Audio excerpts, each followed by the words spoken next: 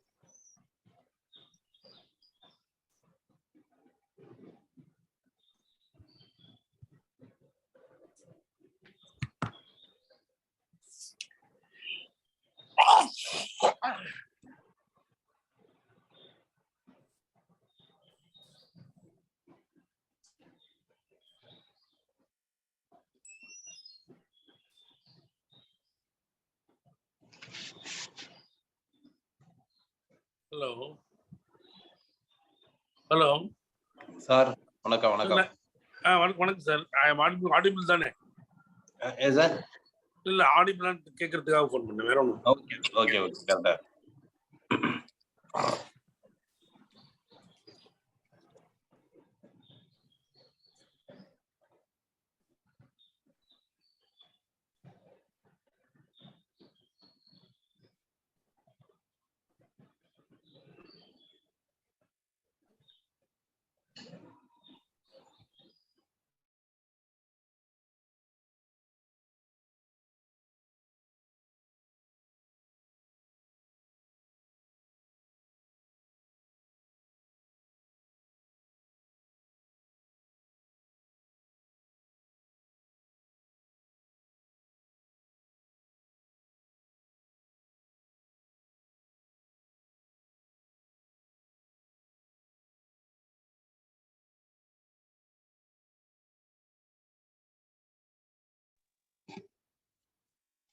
Sir collar போட்டுங்க.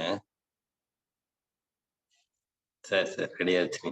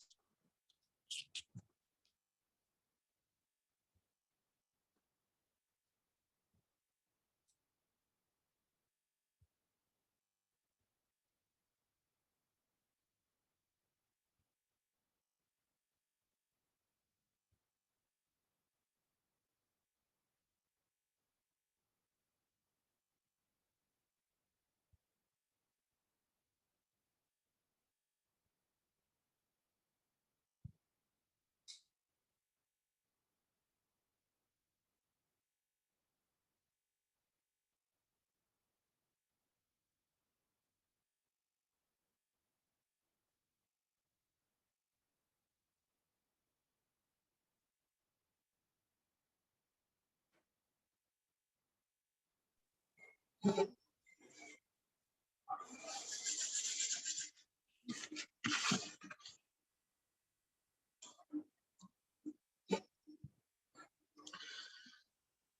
வணக்கம்.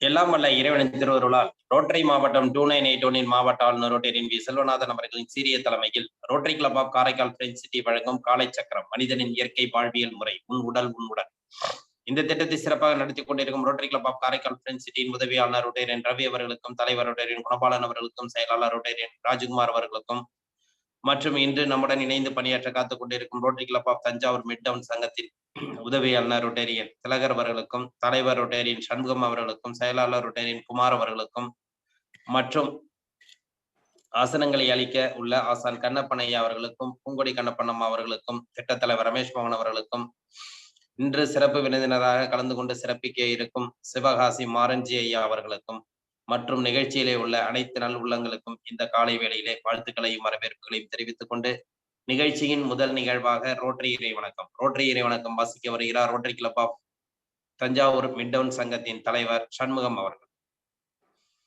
Good morning. Oh God, creator of all things, father of mankind, we thank thee for inspiring our founder with the principle of Rotary based on the high ideals of morality. We implore thee to help us Rotarian meeting here to imbibe deeply the true Rotary spirit and to labor incessantly for the establishment of peace and goodwill among all people, for the elimination of all bars of color, creed and claim, for the removal of economic and social barriers, and for the proper understanding of the sanctity of human personality and the dignity of labor, so that all individuals, all families, and all nations may live in amity and fellowship and unite around the holy faith and hail thou as though really are our one true, eternal, and all-loving Father. நன்றி sir. Rotary வணக்கம் rotary club of Thanjavur midtown சங்கத்தின் தலைவர் சண்முகம் அவர்களுக்கு நன்றி. அடுத்த நிகழ்வாக இறைவேண்டுதல் அளிக்க வருகிறார் பூங்கொடி கண்ணப்பண்ணம்மா அவர்கள்.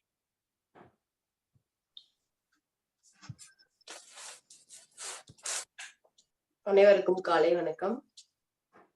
எல்லையற்ற பரம்பொருளே, பயிற்சியின் மூலம் உடல் உள்ளம் நலம் பெற அருள் புரிவாயாக.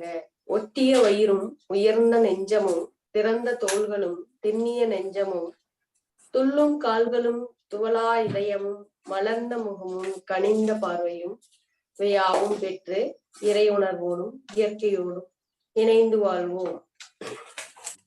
நம் மனம் சாந்தமானது, இரக்க குணமுடையது, நல்வினையாற்றக்கூடியது. இந்நல்வழியில் தொடர்ந்து நாம் அனைவரும் இறையுணர்வோடும் இயற்கையோடும் இணைந்து வாழ்வோம். வாழ்க வளமுடன். நன்றி அம்மா. அடுத்த நிகழ்வாக பிரணவ மந்திரம். சிறுமுத்திர வச்சுக்கோங்க.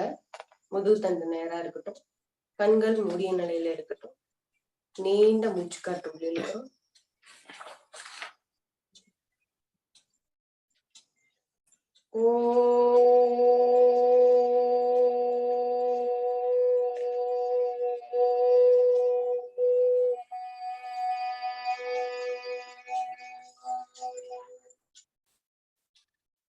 அடுத்த மூச்சு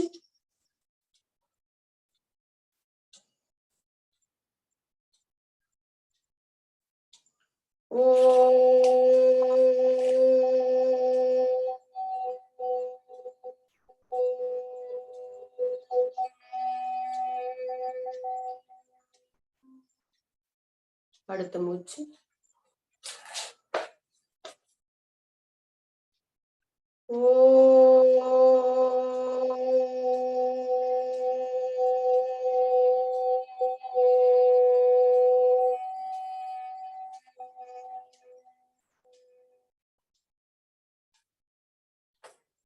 அடுத்த மூச்சு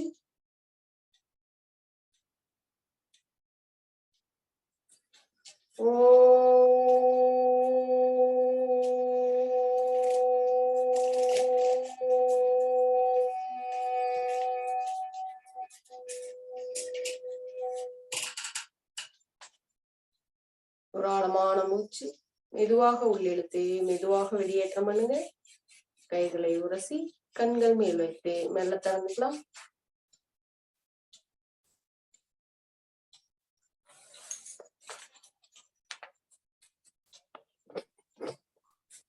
நன்றி நன்றி அம்மா. அடுத்த நிகழ்வாக ஆசன பயிற்சிகள்.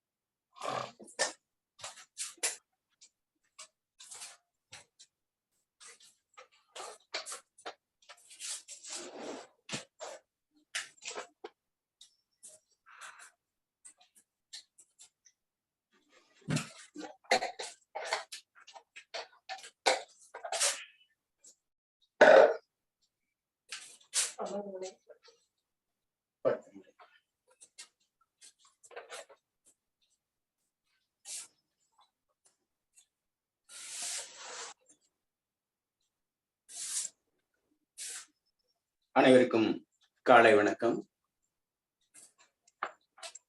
சக்கரங்கள் முதுகுத்தண்டை மையமாக வைத்து இயங்குகிறது என்கிறோம். அந்த சக்கரங்களில் மூலாதாரம், சுவிட்டாதானம், மணிப்பூரகம், அநாதகம், சித்தி, ஆஞ்ஞை, சகஸ்தாரம் என்ற சக்கரங்கள் உள்ளது. அந்த சக்கரங்களை இயக்குவதற்கு உரிய ஆசனங்களில்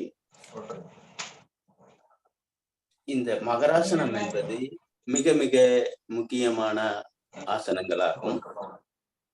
இந்த முதுகுத்தண்டை சீராக்கக்கூடிய பயிற்சிகளில்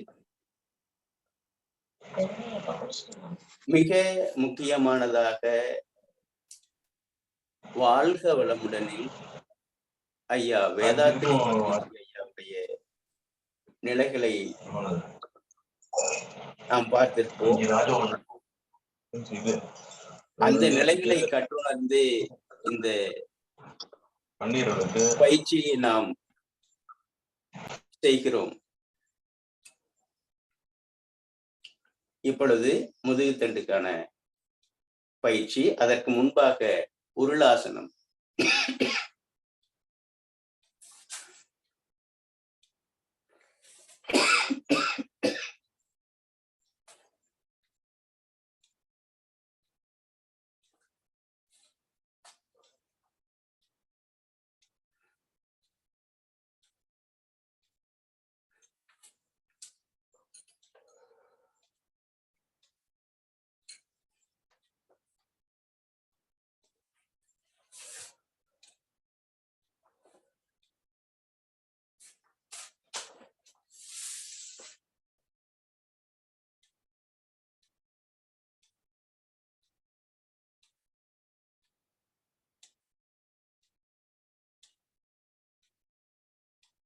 படுத்த நிலையில் நிதானமாக ஆழமான சுவாசம்.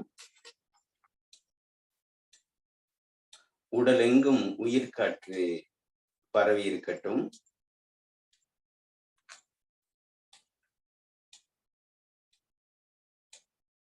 காற்றை உள்ளிழுக்கும் பொழுது வயிற்றுப்பகுதி மேலே வரட்டும். காற்றை வெளிவிடும் பொழுது வயிற்றுப்பகுதி கீழே போகட்டும். மூச்சு சீரடைந்தால் மனம் சீரடையும், மனம் சீரடைந்தால் மூச்சு சீரடையும். மனதையும் மூச்சையும் ஒழுங்குபடுத்துவதன் மூலமாக நம்முடைய வாழ்க்கை முறைகளை, நெறிமுறைகளை ஒழுங்குபடுத்தி சீர்படுத்தி வாழ்க்கையை சீர்படுத்த முடியும். ஆக மனம் கட்டுக்கடங்காமல் இருக்கும், மூச்சு கட்டுக்குள் இருக்கும். மூச்சை பிடித்து மூச்சோடு ஓடக்கூடிய மனதையும் கட்டுக்குள் கொண்டு வர முடியும். ஆகையால் ஒவ்வொரு நொடி பொழுதும் நம்முடைய சுவாசத்தின் மேல் கவனம் இருக்கட்டும். ஒவ்வொரு நாள் முழுவதும் சுவாசத்தின் மேல் கவனத்தை வைத்து செய்யும் பொழுது நாம் விழிப்புணர்வுடன் ஒரு செயலை செய்ய முடியும். ஆக சுவாசத்தில் கவனம்.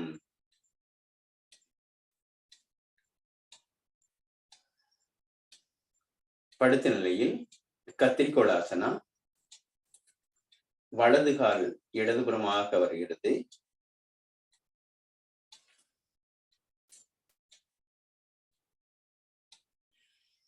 தலை வலது பக்கமாக திரும்பியுள்ளது. 1 2 3 4 5 6 7 8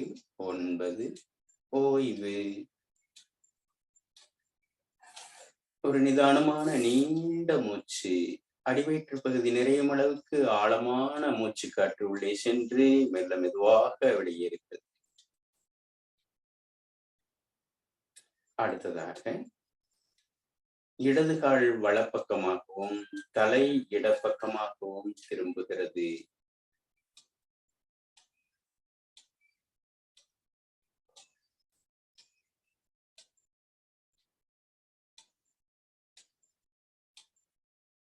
ஓய்வு.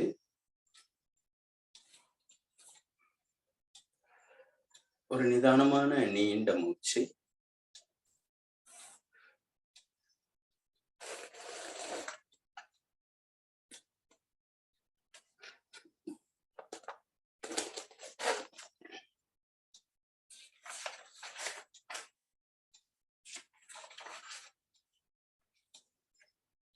அடுத்ததாக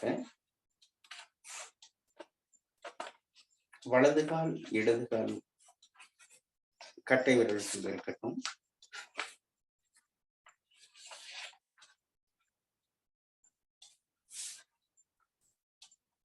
கால்கள் இடப்புறமாக இருக்கு, தலை வலப்புறமாக உள்ளது.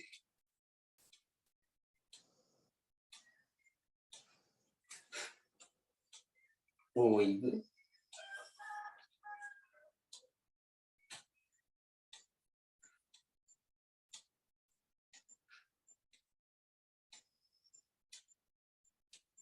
அடுத்த பக்கமும் செய்து கொள்கிறோம்.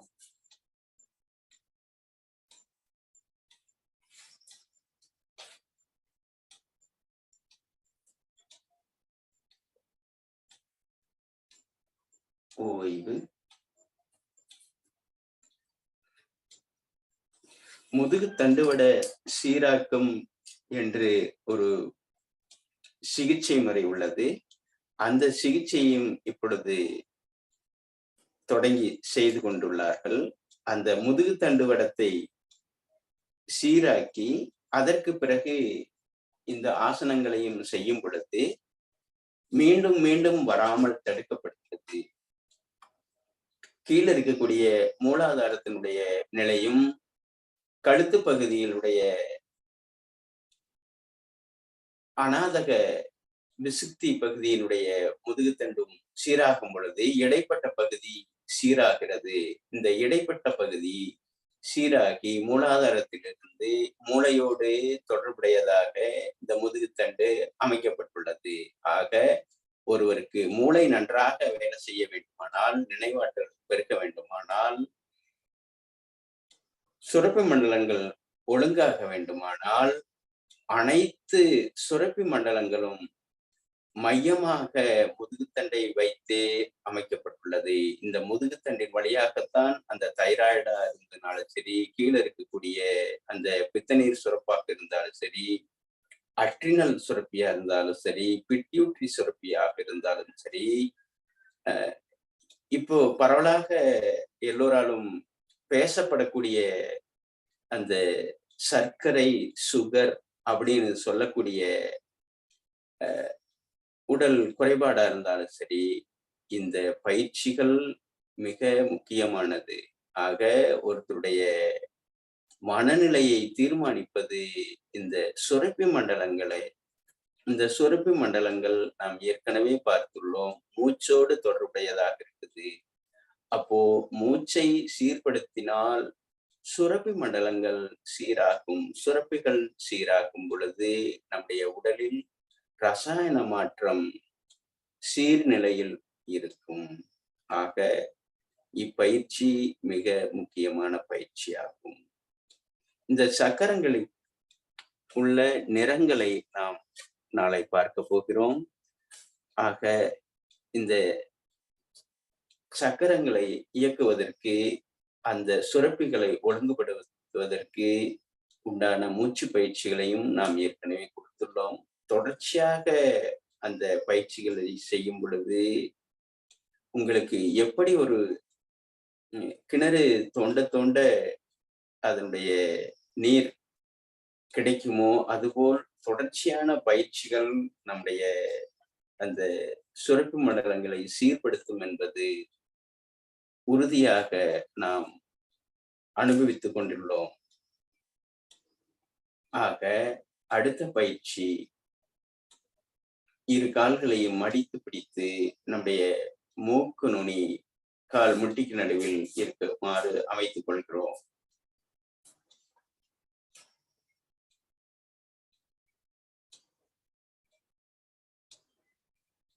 பிடித்த நிலையில் வலப்பக்கம் இடப்பக்கமாக சாய்வு நிலைக்கு கொண்டு செல்கிறோம்.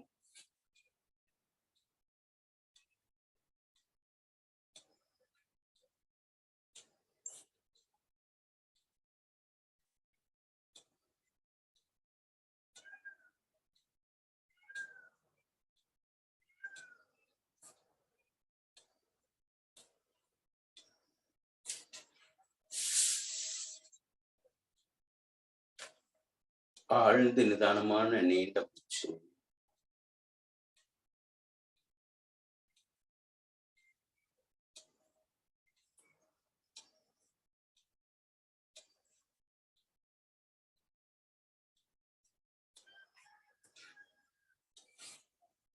அடுத்ததாக கவிழ்ந்து படுத்த நிலை.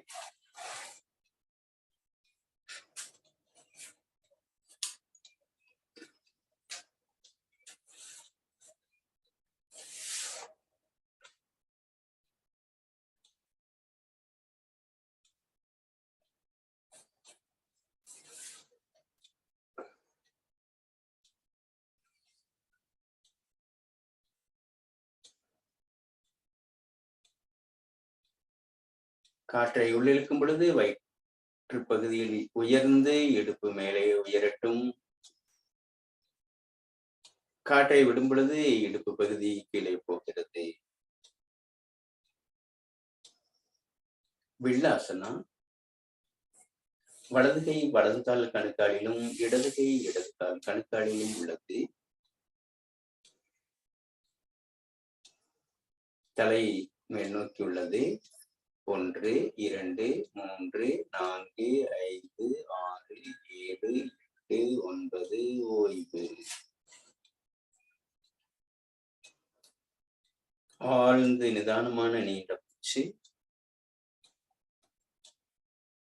இதற்கு மாற்றாசனமாக முயலாசனம் உள்ளது. முயலாசனா.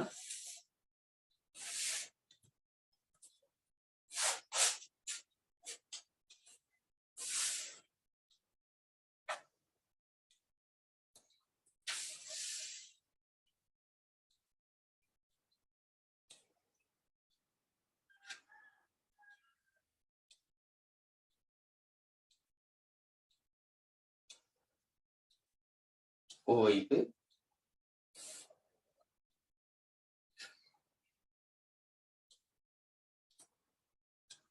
அடுத்ததாக சுழல் முறை பிராணாயாமம்.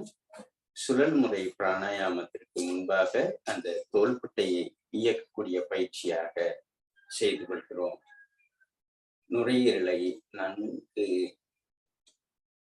இலகுவாக்கிக் கொள்கிறோம். அங்கு இடைவெளியை ஏற்படுத்துகிறோம். தோள்பட்டை வலிக்கும் சரி, அந்த தோள்பட்டையிலிருந்து மேல் நோக்கி போகக்கூடிய வலிகளுக்கும் இந்த பயிற்சி மிக முக்கியமானது. யாருக்கு வேண்டுமானாலும் நீங்கள் சொல்லிக் கொடுக்கலாம். நிச்சயமாக அந்த வலி காணாமல் போகும். உடலை நேராக வைத்து இடது கையில் சிம்முத்திரை, வலது கையில் பிரணவ முத்திரை, வலது நாசியை அடைத்து இடதின் வழியாக உள்ளிழுத்து வலதின் வழியாக வெளியேற்றி வலதிலே உள்ளிழுத்து இடதாக வெளியேற்றுவோம். உள்ளே இழுப்பதற்கு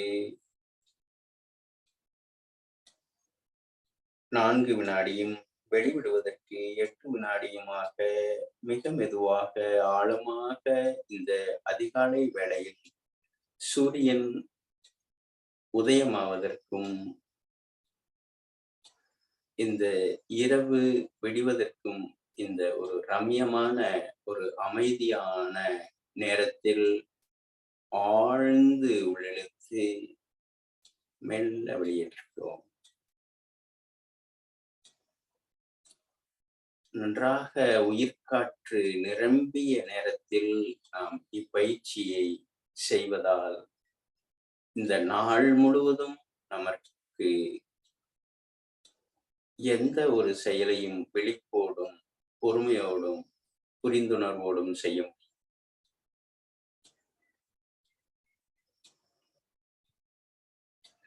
பிராணாயாமம் என்பது ஒருவர் தம் மூச்சை அடக்கி ஆள்வதை குறிப்பது. இதன் மூலம் மனம் அமைதி பெறலாம், நிறைவுடனும் வாழலாம். பிராணன் என்கிறது நாம் விடும் மூச்சின் இயக்கம். அது 3 வகைப்படும். மூச்சை இழுப்பது, நிறுத்துவது, வெளிவிடுவது.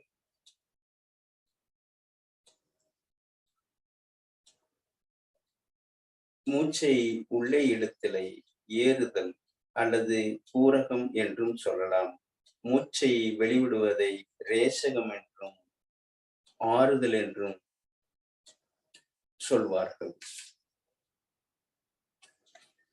உள்ளே நிறுத்துவதை கும்பகம் என்று சொல்லப்படுகிறது. கும்பக பயிற்சி நாம் இந்த பூரகம் ரேசகத்தை ஒழுங்குபடுத்தி மனதை சீர்படுத்தி ஆண்டு கணக்கில் செய்த பிறகே கும்பக பயிற்சி செய்ய வேண்டும்.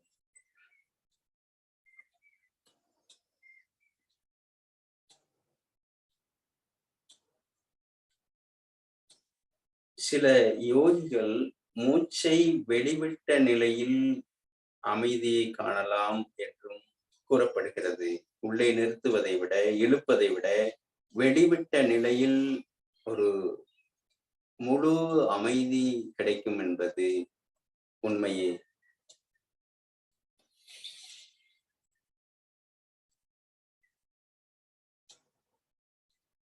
மூச்சை ஒழுங்குபடுத்துவதற்கு அதை முதலில் வெளியே விட வேண்டும், படிப்படியாக உள்ளே இருக்க வேண்டும்.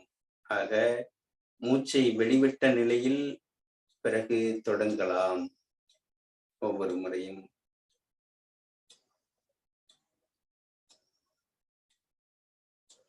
இந்த பிராணாயாம பயிற்சி கூட மிக முக்கியமானதாக நாம் பல மாதங்களாக பயிற்றுவித்துக் கொள்ளக்கூடிய நிலை. மூச்சை கவனிப்பது, உள்ளும் புறமுமாக மூச்சு இயங்கிக் கொண்டிருப்பதை கூர்ந்து கவனிப்பதுதான் பிராணாயாமத்தின் மிக முக்கிய நோக்கமாகும். இந்த மூச்சோடு மனம் பயணிப்பதால் இந்த மனதை கவனிப்பதற்கு இந்த மூச்சு மிக முக்கியமானது. மூச்சின் இயக்கத்தை கூர்ந்து கவனிக்கும் போது மனம் எவ்வாறு மூச்சுடன் சேர்த்து அமைதி அடைகிறது என்பதை புரிந்து கொள்வதுதான் பிராணாயாமத்தின் நோக்கம். பிராணன் என்பது உயிர் சக்தியின் இயக்கம். யாமம் என்றால் அதை மன அமைதிக்காகவே அடக்கி தன் ஆட்சிக்குள் வைத்துக் கொள்ளுதல். இதையே மண்மனம் எங்கு உண்டு வாயுவும் அங்கு உண்டு, மண்மனம் எங்கில்லை வாயுவும் அங்கில்லை என்கிறார் திருமூலர்.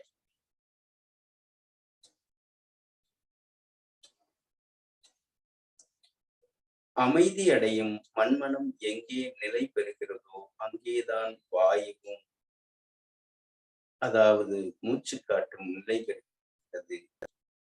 அமைதியான மனம் எங்கு இல்லையோ அங்கே ஒழுங்காக வாயுவும் இல்லை,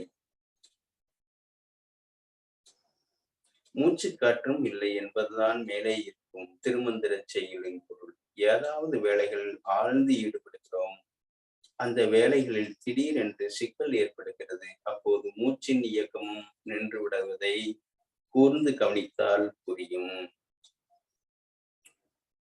ஏதாவது நமக்கு மன தடைகள் வரும் பொழுது, நம்முடைய சுவாசத்தை கவனிக்கும் பொழுது அந்த சமயத்தில் மூச்சு தடைபடும்.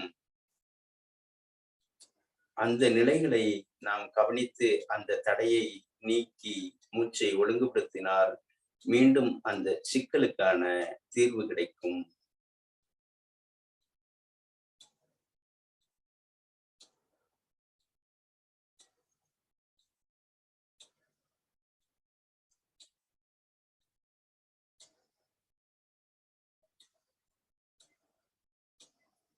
இந்த காற்றில் 2 வகையாக உள்ளது. பிராணன், அபானன். மேலே இருக்கக்கூடியது பிராணன், ஆசன வாய் வழியாக வெளியேறுவது அபானன். இந்த மூச்சுக்காற்றை ஆழ்ந்து உள்ளிழுத்து செய்யும் பொழுது இந்த அபான காற்றும் பிராண காற்றாக மாறுவதாக உள்ளது. எப்படி ஒரு 100 லிட்டர் தண்ணியை 1 லிட்டர் தண்ணிகள் ஊற்றணுமோ அப்படி ஊற்றும் பொழுது அந்த 1 லிட்டர் தண்ணி அந்த சுத்தமான தண்ணி இல்லையோ, அந்த சுத்தமான தண்ணியை 99 லிட்டர் உள்ளூற்றும் பொழுது அதுவும் தூய்மையான நீராக மாறுகிறது. அதுபோல் கொஞ்சம் கெட்ட காற்று இருந்தாலும் அந்த கெட்ட காற்றை சுத்தப்படுத்துவதற்கு அதையும் உடலுக்கு பயன்படும் வகையில் அமைத்துக் கொள்ள முடியும் என்கிறார் திருமூலர். ஆக ஒவ்வொரு நாளும் ஒவ்வொரு முறையும் நம்முடைய சுவாசத்தின் பக்கம் திருப்பி நம்முடைய மூச்சை ஒழுங்குபடுத்தி ஆழப்படுத்தி நிதானப்படுத்தி சீர்படுத்துவதன் மூலமாக நம்முடைய மனதை சீர்படுத்த முடியும். ஏனென்றால் மனம் நம்முடைய பிடியில் இல்லை, ஆனால் மூச்சு நம்முடைய பிடியில் உள்ளது. எப்படி ஒரு வண்டிக்கு சக்கரங்கள் நம்முடைய பிடியில் இல்லையோ அதேபோல் நம்முடைய மனமும் நம்முடைய பிடியில் இல்லை. ஆனால் அந்த சக்கரத்தை இயக்கக்கூடிய அந்த ஸ்டேரிங் சொல்லுவோம், அந்த கையில வச்சு திருப்புற நிலை, அந்த திருப்புற நிலையாக உள்ளது இந்த மூச்சு. ஆக மூச்சை பிடித்தால் மனதை பிடிக்க முடியும் என்கிறார் திருமூலர். ஆக மூச்சை சீர்படுத்துவோம், மனதை சீர்படுத்துவோம், வாழ்க்கையை சீர்படுத்துவோம், மற்றவர்களுடைய வாழ்வியலையும் சீர்படுத்தி உயர்ந்த நிலைக்கு கடந்து செல்வோம். உள்மூச்சில் வெளிமூச்சில் கவனம் இருக்கட்டும். உடலும் தலையும் நேர்கோட்டில் இருக்கட்டும். எந்த நிலையில் அமர்ந்திருந்தாலும் முதுகு தண்டை நேராக சீராக வைத்துள்ளோம். கண்களை மூடி 2 கைகளையும் கோர்த்த நிலையில் சுவாசத்தில் கவனம் இருக்கட்டும்.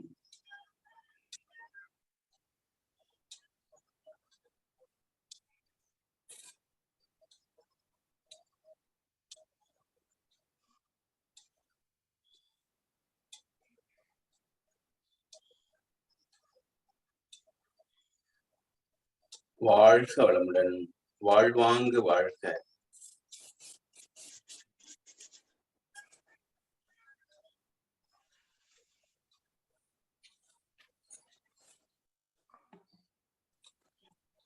நன்றி நன்றி அம்மா, நன்றி ஐயா.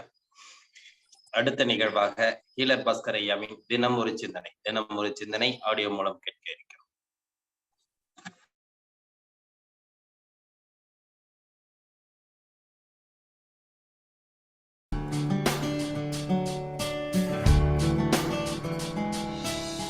செழிக்கட்டும் விவசாயம், சீர்படட்டும் நிர்வாகம். வேந்தர் டிவி நேயர்களுக்கு காலை வணக்கம். குழந்தை வளர்ப்பு முதல் வருடம் 7ஆம் பாகம். குழந்தையை கோவிலுக்கு எப்பொழுது முதலில் கூட்டிகிட்டு போகிறது? ஒரு 4 மாதத்துக்கு அப்புறம் கூட்டிகிட்டு போகணும். 4ஆவது மாதம் கண்டிப்பாக கோவிலுக்கு கூட்டிகிட்டு போகணும். குழந்தைய நல்லா அழகாக ட்ரெஸ் பண்ணி, முடிஞ்சால் பட்டு துணியை போட்டு இல்லை சாதாரண கதறு துணியை போட்டு குழந்தையை கோயிலுக்கு 4ஆம் மாதம் கூட்டிகிட்டு போவாங்க. இது சிறப்பு. அடுத்தது, குழந்தைய தரையில் ரொம்ப உட்கார வைக்கவே கூடாது. குறைஞ்சது 5 மாதத்துக்கு சாதாரண தரையில் குழந்தை விடக்கூடாது. அதாவது குழந்தைக்கு சூடு தான் சக்தி. உடம்புக்கு சூடு எப்போ குறையுதோ குழந்தைக்கு ஆரோக்கியம் கெட்டு போயிடும். ஒரு 5 மாதத்துக்கு குழந்தைய தரையில் விடாதீங்க. அதில் இப்போல்லாம் எல்லா வீட்லேயும் மார்பிள் போட்டிருக்கீங்க, கிரானைட் போட்டிருக்கீங்க, டைல்ஸ் போட்டிருக்கீங்க. இது குழந்தைக்குன்னு இல்லைங்க, நமக்கே நல்லது இல்லைங்க. இந்த மார்பிள் கிரானைட்டு இதில் யாரெல்லாம் கால் வைக்கிறீங்களோ நல்லாவே இருக்க மாட்டீங்க. ஆமாங்க, உடம்புல சூடு தாங்க சக்தி. அந்த நம்ம உடம்பு சூடு இருக்கு இல்லையா, இந்த மார்பிள் கிரானைட்டு பிடிச்சி இழுத்துரும், உடம்புல சூடே இல்லாமல் போயிடும். அதாங்க எல்லா வியாதி காரணம். நீங்கள் பெரியவங்களுக்கே மார்பிளில் கிரானைட்டில் கால் வச்சா வியாதி வருது அப்படின்னா குழந்தை பாவம் என்னங்க பண்ணோம்? குழந்தைகளை நீங்கள் கிரானைட்லேயோ மார்பிளையோ தரையில் போடக்கூடாது. போட்டால் என்னாங்கன்னா குழந்தை நல்லா இருக்காதுங்க. முடிஞ்ச வரைக்கும் ஒரு 5 மாதத்துக்கு குழந்தைய ஏதோ ஒரு விரிப்பில் தான் இருக்கணும். விரிப்புனா சாதாரண விரிப்பு இல்லை. இப்போ மார்பிளில் போய் ஒரு வேஸ்ட் துணி போட்டிங்கன்னா அந்த வேஸ்ட் துணியெல்லாம் பட்ட ஒன்று வேஸ்ட்டு கூலிங் ஆகிரும். நிலத்தினுடைய குளிர்ச்சி உடம்புக்கு வராத அளவுக்கு மேட்டு, பாய், பெட்ஷீட்டு, ஜம்முக்காலம் போட்டு ஒரு குறைஞ்சது ஒரு 5 மாதத்துக்கு குழந்தைய தரல விடாதீங்க. தரல விடும் பொழுது குழந்தையோட சூடு குறைஞ்சிரும், வேற ஒன்றும் இல்லை. அதனால் முடிஞ்ச வரைக்கும் விரிப்பு மேலேயே ஒரு 5 மாதத்துக்கு வச்சுக்கோங்க. அடுத்தது, குழந்தைய ரொம்ப நேரம் உட்கார வைக்கக்கூடாது.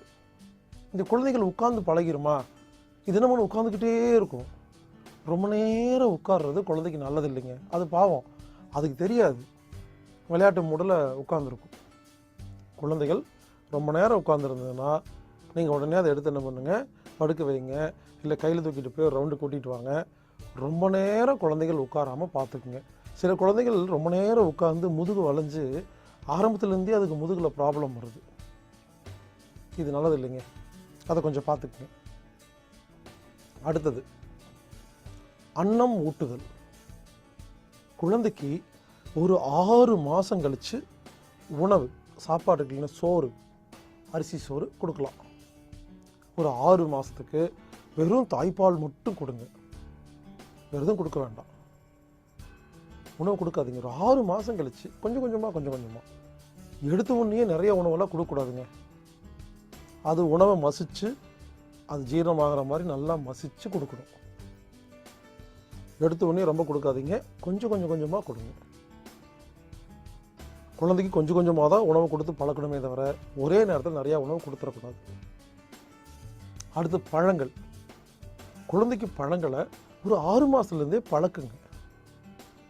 பல பேர் குழந்தைக்கு பழம் சாப்பிட்டா சளி பிடிக்குது அப்படிங்கிறாங்க. அப்படி தான் பிடிக்கும். ஏங்க, பழங்கள் இறைவன் நமக்கு படைச்சது, இதை குழந்தை கொடுத்தா அது எப்படிங்க கெடுதலாகும்? எல்லா பழம் கொடுக்கலாங்க, எந்த பழம் வேணால் கொடுக்கலாம். 6 மாதத்துலேருந்து குழந்தைகளுக்கு பழங்கள் கொடுத்து பழகிட்டிங்கன்னா கொஞ்சம் பெருசாச்சுன்னா அது பழங்களை பார்த்தா பயப்படாது. இப்போ இருக்கிற எல்லா குழந்தையும் புரோட்டா சாப்பிடுது, KFC போகுது, அது சாப்பிடுது, எல்லாம் சாப்பிடுது. ஆனால் பழங்கள் கொடுத்தா சாப்பிட மாட்டேங்குது. செயற்கையான பொருள்களை குழந்தைகள் விரும்புகிறது, ஆனால் இயற்கையான பொருளை விரும்பவில்லை. ஏனென்றால் நீங்கள் கொடுக்கவில்லை, பழக்கவில்லை. 6 மாதத்துலேருந்து குழந்தைகளுக்கு தயவு செய்து பழங்களை கொடுத்து பழக்கிடுங்க. சின்ன வயசுலேயே குழந்தைகள் பழங்கள் சாப்பிட்டு பழகிருச்சுன்னா பாடி செட் ஆகிடும். அதுக்கப்புறம் நல்லா பழங்கள் ஜீரணமாகும், குழந்தை நல்லா இருக்கும். அடுத்தது, காது குத்துறது. ஒரு 6 மாதத்துக்கு அப்புறமா, 6 மாதமோ 7 மாதமோ கழித்து காது குத்துறது ரொம்ப சிறப்பு. இல்லை 1 வருஷம் கழித்து குத்தலாம். ஆனால் குறைஞ்சது 6 மாதத்துக்கு காது குத்தக்கூடாது. 6 மாதம் கழித்து 6 மாதமோ 7 மாதமோ இல்லை 1 வருஷம் கழிச்சோ நீங்கள் காது குத்தலாம். காது குத்தும் பொழுது வளர்பிறை திதியாக இருக்கணும், முக்கியமான விஷயம். அடுத்தது, கரணம், முகூர்த்தம், நட்சத்திரம், இது 3மே நல்ல நிலையில் இருக்கணும். அது நீங்கள் கேலண்டரை பார்த்து இல்லை ஜோசியரை பார்த்து நீங்கள் அதை தெரிஞ்சுக்குங்க. தெரிஞ்சுட்டு ஒரு சொந்தக்காரங்களெல்லாம் கூட்டிகிட்டு போய் அத்தை மடியிலையோ மாமா மடியிலையோ இல்லை தாத்தா மடியிலையோ உட்கார வச்சு காது குத்தணும். இந்த காது குத்துற வைத்தியர் இருக்காங்களா, இங்கே பாருங்க, அந்த காலத்தில் வைத்தியர் தான் காது குத்துவார். அவருக்கு வைத்தியர் தான் சொல்லுவாங்க, காது குத்துறவர்னு சொல்ல மாட்டாங்க, வைத்தியன். அப்போ பாருங்க, அந்த வைத்தியர் என்ன பண்ணுவாராமா, அவருடைய இடது கையில் காதை பிடிச்சி வலது கையால் குத்துவாராமா. குத்தும் பொழுது வலியோ வேதனையோ இல்லை புண்ணோ ரத்தமோ வீக்கமோ இல்லாமல் குத்துறதா கலை. காது குத்துறது சாதாரண விஷயம் இல்லைங்க, அது ஒரு கலை. ஒரு நல்ல காது குத்த வைத்தியர் காது குத்தினால் ரத்தம் வராது, வீங்காது, வலிக்காது, ஒன்றும் வராதாமா. அந்தளவு குத்துவாங்களாமா. இப்படி காதை குத்திட்டு நம்ம என்ன பண்ணணும், அதில் தங்கத்துலேயோ இல்லை வெள்ளியிலையோ ஒரு சின்ன கம்மலை மாட்டி விடணும். இதுதான் அந்த காலத்தில் காது குத்துற முறையாக இருந்திருக்கு. அதனால் இந்த காது குத்து முறையில் இன்னும் நிறையா விஷயங்கள் இருக்குது. எனக்கு தெரிஞ்சதை நான் சொல்கிறேங்க. உங்களுக்கு ஒரு வேளை நிறைய விஷயம் தெரிஞ்சால் எனக்கு சொல்லுங்கள், அதை நம்ம மக்கள்கிட்ட சொல்லலாம். இப்படி சின்ன சின்ன விஷயங்களை நம்ம தாத்தா பாட்டி எப்படி வாழ்ந்தாங்களோ அந்த விஷயங்களை தோண்டி தோண்டி எடுத்து அதெல்லாம் நம்ம கற்றுக்கிட்டு அதில் இருக்கிற நல்லது கெட்டதை ஒழுங்குபடுத்தி இந்த முறைகளை பயன்படுத்தி மீண்டும் பழமையான அந்த வாழ்க்கையை நாம் வாழும் பொழுது மட்டுமே நாம் ஆரோக்கியமாக வாழ முடியும், மருந்தில்லாத உலகத்தை படைக்க முடியும் என்பதை புரிந்து கொள்ளுங்கள். செழிக்கட்டும் விவசாயம், சீர்படட்டும் நிர்வாகம். மீண்டும் நாளை சந்திக்கலாம்.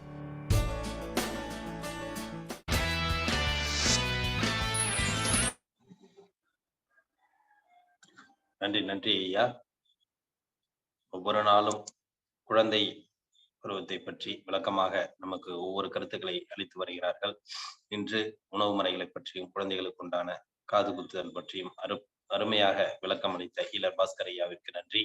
அடுத்ததாக இன்று நமக்கு சிறப்பு விருந்தினராக கலந்து கொண்டு வாரம் ஒவ்வொரு நிகழ்வை பற்றி சிறப்பாக நமக்கு அளித்து கொண்டிருக்கும் சிவகாசி இயற்கை வழி தாய் வழி உணவகம் நடத்தி வரும் மாரன்ஜி ஐயா அவர்கள் இன்றும் நம்முடன், அதாவது மகளிர் மேம்பாட்டிற்கான வாழ்வியல் மருத்துவம் அப்படிங்கிறத பத்தி சிறப்பா ஒரு விளக்கம் கொடுக்க வர்றாங்க. வளரும் மகளிருக்குண்டான பயிற்சி முறைகள் போன வாரத்துக்கு முதல் வாரம் நமக்கு சொன்னாங்க. இன்னைக்கு மகளிர் மேம்பாட்டிற்கான வாழ்வியல் மருத்துவம் ஒரு அற்புதமாக விளக்கம் அளிக்க வருகிறார்கள் சிவகாசி மாரன்ஜி ஐயா அவர்கள். மாரன்ஜி ஐயா அவர்களை காலை சக்கரம் நிகழ்வில் மூலமாக அன்புடன் அழைக்கின்றோம். வணக்கம் அவர்களே. வணக்கம் வணக்கம். சிவகாசி தாய்வழி இயற்கை உணவகத்திலிருந்து உங்களை எல்லாரையும் இந்த காலை வழியில் சந்திப்பதில் மகிழ்ச்சி அடைகிறேன். இந்த மாசம் ஃபுல்லா, மார்ச் மாசம் ஃபுல்லா தமிழ்நாடு ஃபுல்லா மகளிர் மேம்பாட்டுக்கான பல விஷயங்கள் பேசப்படுகிறது. ஏனென்றால் கடந்த மார்ச் 8ஆம் தேதி உலக மகளிர் தினமாக கொண்டாடப்படும் வேளையில் அவர்களை குறித்தான புரிதலை நமக்குள் ஏற்படுத்திக் கொள்ள இந்த நிகழ்ச்சி உதவியாக அமையும் என்ற நம்பிக்கையில் இறைவனை வணங்கி இந்த நிகழ்ச்சியில் தொடங்குவோம். நம்ம காலம் பூரா இருக்கிற, நம்ம கூடயே வாழ்ந்துட்டு இருக்கிற ஒரு எதிர்பாலின மகளிரை குறித்தான புரிதல் நம்மிடையே பல பேருக்கு இல்லை என்பதே வருத்தமான விஷயம்தான். காலப்போக்கில் தாய்வழி சமூகம் இருந்ததுதான் தந்தை வழி சமூகமா மாறியது என்பது பலருக்கு தெரியாது.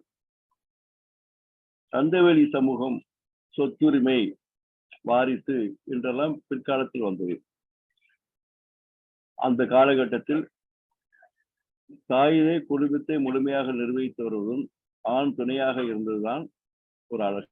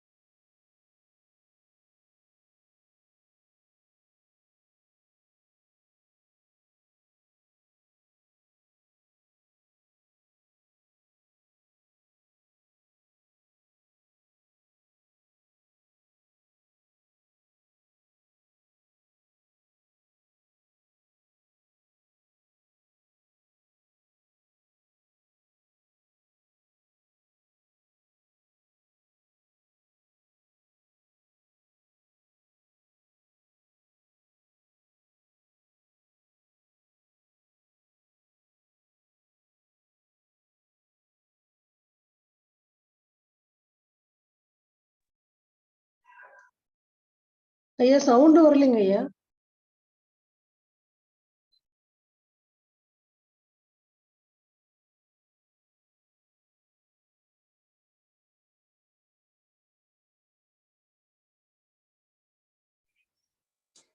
ஐயா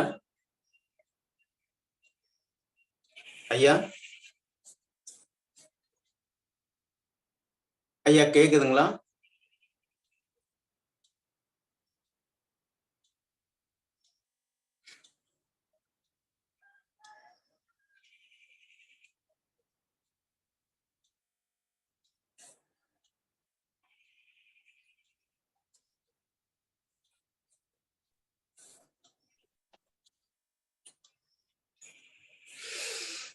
தலைவர் ஐயா நெட்வொர்க் இல்ல பொறுத்து.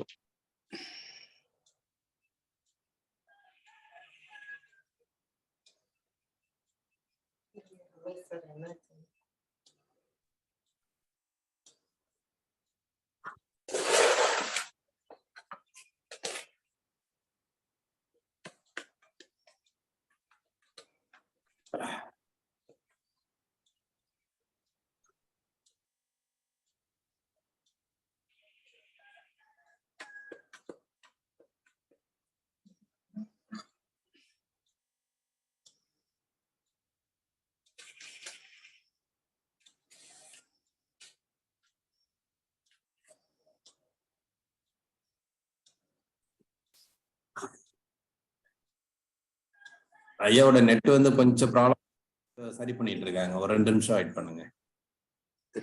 வந்துருவாங்க.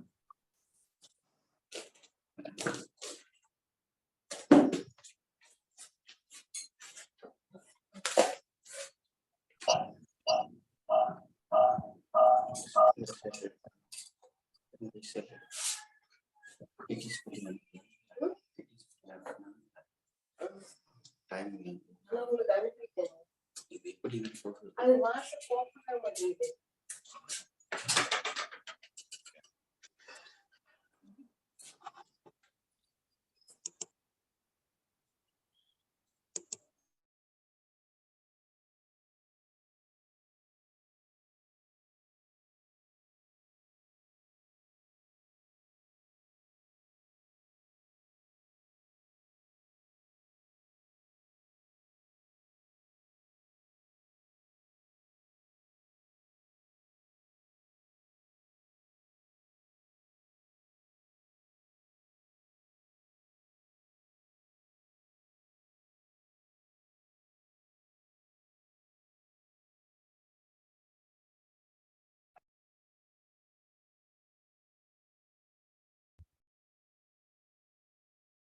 ரொம்ப கஷ்டமா ரொம்ப கஷ்டிக்கும்.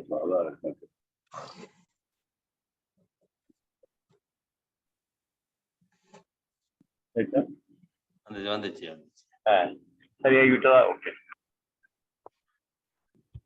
எனக்கு டெக்னிக்கலா சில விஷயம் தெரியாது. என் பையன் தான் பார்த்துக்கிறாரு. ஆனா நிறைய விஷயங்கள் உள்ளார இருக்கு. வெளியில உள்ள விஷயங்கள் தான் அவங்களுக்கு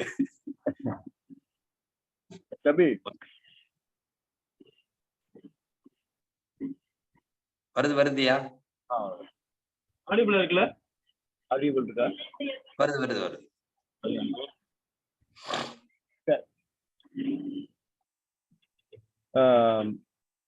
காலப்போக்கில் அந்த தாய்வழி சமூகமானது தந்தை வழிக்கு கட்டுப்பட்டு வாழ வேண்டிய கட்டாயத்தில் ஆளானது.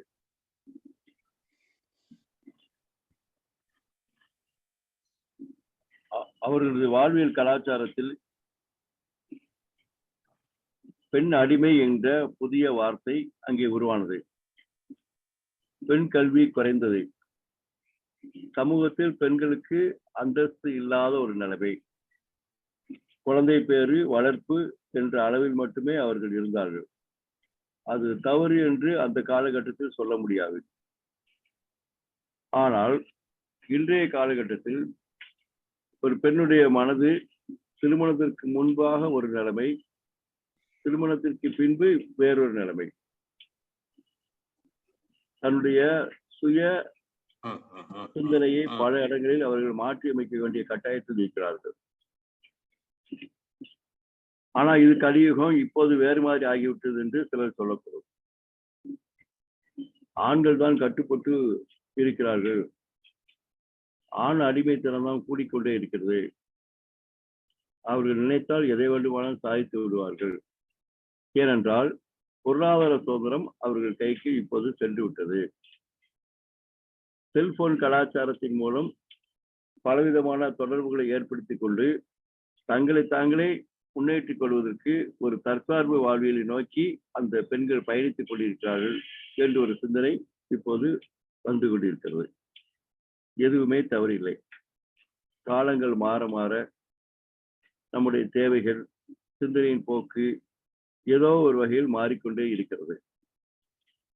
ஆனால் இன்றைய காலகட்டத்தில், இன்றைய நாகரிக காலகட்டத்தில், இன்றைய கலியுக காலகட்டத்தில் சக பாலினத்தான ஒரு பெண்ணை நாம் எப்படி நடந்து கொள்கிறோம், அவர்கள் எப்படி நம்மிடம் நடந்து கொள்கிறார்கள், பெண் பிள்ளைகளுக்கு சமுதாயத்தில் இருக்கின்ற மரியாதை எந்த அளவிற்கு இருக்கிறது என்பதை குறித்தான புரிதலை நமக்குள்ளே நாம் ஏற்படுத்திக் கொள்வது ஒரு காலத்தின் கட்டாயமாக மாறிக்கொண்டிருக்கிறது. இந்த மகளிர் மார்ச் 8 நடத்துகிற இந்த ஃபங்க்ஷன்ல பல விஷயங்களை, பல கூட்டங்களுக்கு எனக்கு சென்று வந்த அனுபவம் இருக்கிறது. அங்கே பொதுவாக பெண்கள் என்றாலே அவர்களுக்குள்ளான தனிப்பட்ட பிரச்சனைகள் குறித்தான விஷயங்களையே பகிர்ந்து கொண்டிருந்தார்கள். அவர்களுடைய மாதவிடாய் பிரச்சனை, அதனால் ஏற்படுகின்ற கர்ப்பப்பை புக்கு, மார்பக பிரச்சனை, அதாவது மார்பகத்தில் கட்டி ஏற்படுதல், இந்த 2 சென்சிட்டிவான விஷயங்களை பெண்கள் ரொம்ப கவனமாக இருக்க வேண்டும், அடிக்கடி செக்அப் செய்து கொள்ள வேண்டும் என்கின்ற ஒரு மருத்துவ சார்ந்த செய்திகளை பகிர்ந்து வந்தார்கள். இன்னும் சில கல்லூரி கூட்டங்களுக்கு செல்லும் போது பெண்கள் தங்களை மிகவும் பெருமைப்படுத்தி ஆடல் பாடல் நிகழ்ச்சிகளில் பேசிக் கொண்டிருப்பதை நான் கூர்ந்து கவனிக்க நேர்ந்தது. அங்கே ஒரு கல்லூரி பேராசிரியை என்னிடம் ஒரு விஷயத்தை பகிர்ந்து கொண்டார்கள். இந்த பிள்ளைகளை குறித்து உங்களுடைய புரிதல் எந்த அளவிற்கு ஐயா இருக்கிறது? இவர்கள் இன்றைக்கு ரொம்ப டேலண்டாக எல்லா துறையிலும் முன்னோக்கி வந்து விட்டார்கள். சென்னையிலே டாக்ஸி கூட ஓட்டுகிறார்கள், ஆட்டோ ஓட்டுகிறார்கள், இராணுவத்துறையில் அவர்கள் பணியாற்ற தயாராகி கொண்டிருக்கிறார்கள். குடும்ப நிர்வாகத்தில் நீங்கள் அவரை எப்படி பார்க்கிறீர்கள் என்ற ஒரு கேள்வியை எங்களிடம் வைத்தார்கள். எனக்கு அது குறித்தான பெரிதான புரிதல் எதுவும் இல்லை. ஒன்று நன்றாக தெரிகிறது, முன்னெல்லாம் பெண்களை திருமணம் பார்க்கும் பேச்சு படலத்தில் பெண் முடிவுங்கிறதை யாரும் காதில் போட்டுக் கொள்வதே இல்லை. எனக்கு இந்த மாப்பிளை பிடிக்கும், இது பிடிக்காது என்று பெண்களால் சொல்லவே முடியாது. ஆனால் இன்றைக்கு பெண் மட்டுமே திருமண காரியத்தில் முடிவு செய்யக்கூடிய மையப்புள்ளியாக இருக்கின்றார்கள் என்பது நமக்கு எல்லாருக்கும் தெரியும். பெருமையா சிறுமையா, இது காலத்தின் கட்டாயமா என்பது விவாதத்துக்குரியது, அதை நாம் அப்போது பார்த்துக் கொள்ளலாம். ஆனால் ஒன்று நன்றாக தெரிகிறது, 1000 தான் யோனி பொருத்தம், லட்சு பொருத்தம், அந்த பொருத்தம் பார்த்தாலும், ஜாதக கட்டங்கள் பார்த்தாலும், பெண் மறுதளித்து விட்டால் அங்கே ஆணுக்கு திருமணமாவது மிகவும் சிக்கலான விஷயமாக ஆகிவிடுகிறது. ஒரு முன்னேற்றமாக விஷயமாக பார்க்கலாம். ஏனென்றால் 2 பேருக்கும் சமமான புரிதல் இருந்தால் மட்டுமே அவர்கள் தாம்பத்திய வாழ்வில் வெற்றிகரமாக வாழ முடியும் என்பது நமக்கு எல்லாருக்கும் தெரியும். விட்டு கொடுத்து போகுதல், பொறுமை காத்தல் என்றெல்லாம் பெண்களுக்கு சொல்லப்பட்ட காலம் மாறி போய் ஒருத்தருக்கு புரிந்து கொண்டு வாழுங்கள், எல்லோருக்குமே சம பங்கு இருக்கிறது என்கின்ற அளவிற்கு இன்றைக்கு சிந்தனைகள் ஒரு மறுமலர்ச்சி நோக்கி போய் கொண்டிருப்பதை நாம் காண முடிகிறது.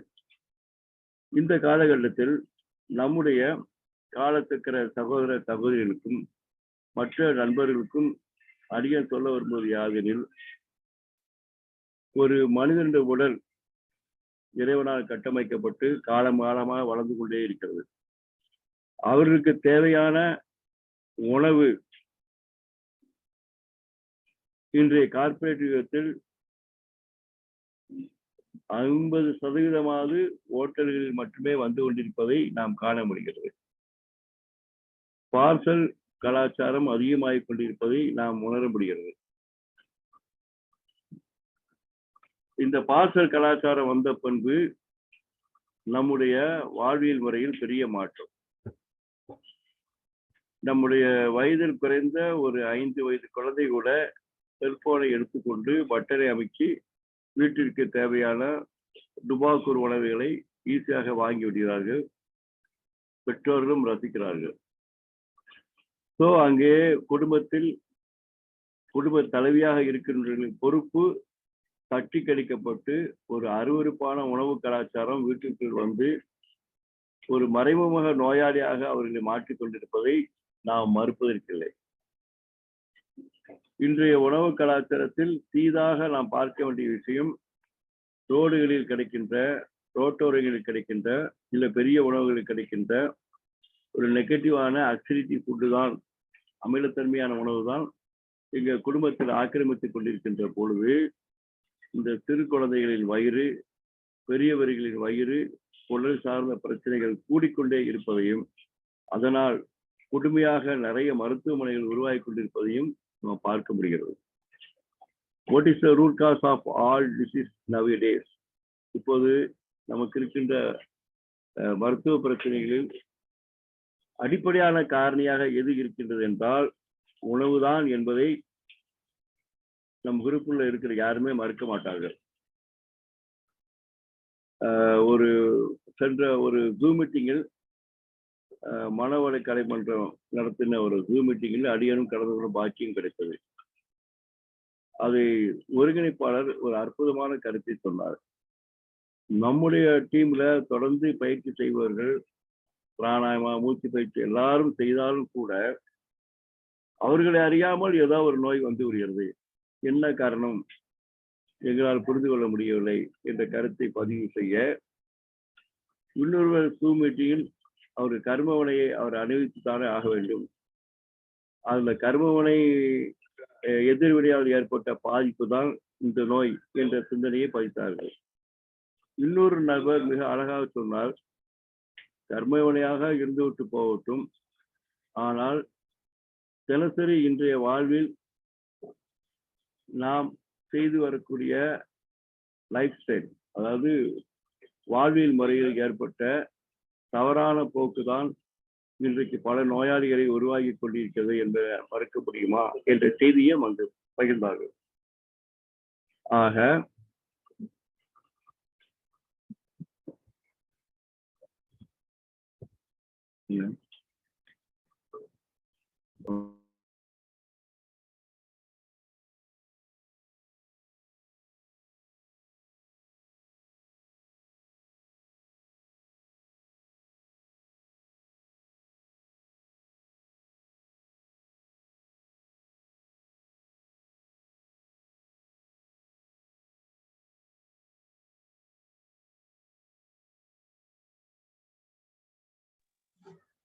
ஐயா மியூட் ஆயிடுச்சு, அட்மிட் பண்ணீங்க,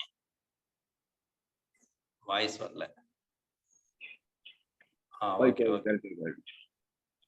இன்றைய காலகட்டத்தில் நமக்கு தேவையான அடிப்படையான புரிதல் யாதெனில், நம்முடைய வாழ்வியல் கலாச்சாரத்தில், வாழ்வியல் முறைகளில் ஏற்பட்ட மாற்றங்கள் என்னென்ன, இதை குறித்தான ஒரு கலந்துரையாடலை நமக்குள் ஏற்படுத்தி கொண்டால் நாம் அடுத்த கட்டத்துக்கு செல்ல ஏதுவாக இருக்கும் என்று நம்புகிறேன். இந்த குடும்பத்தின் தலைவியாக இருக்கின்ற பெண்ணானவள் என்றைக்கு உணவு கலாச்சாரத்தில் தங்களுக்கு தேவையான உணவை வெளியே எதிர்பார்த்தால் கொண்டார்களோ அன்றைக்கு அந்த குடும்பத்தின் ஆரோக்கியம் படிப்படியாக பால்பட்டு கொண்டுதான் இருக்கிறது என்பதை நாம் உணர்ந்தாக வேண்டும்.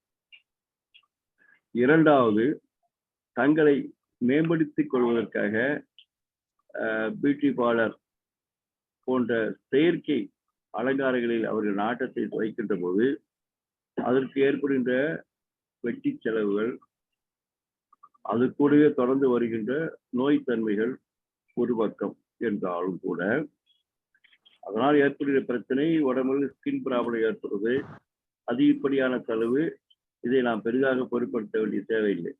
கணவர்மார் சம்பாதிக்கிறார்கள், செலவழிக்கிறார்கள்.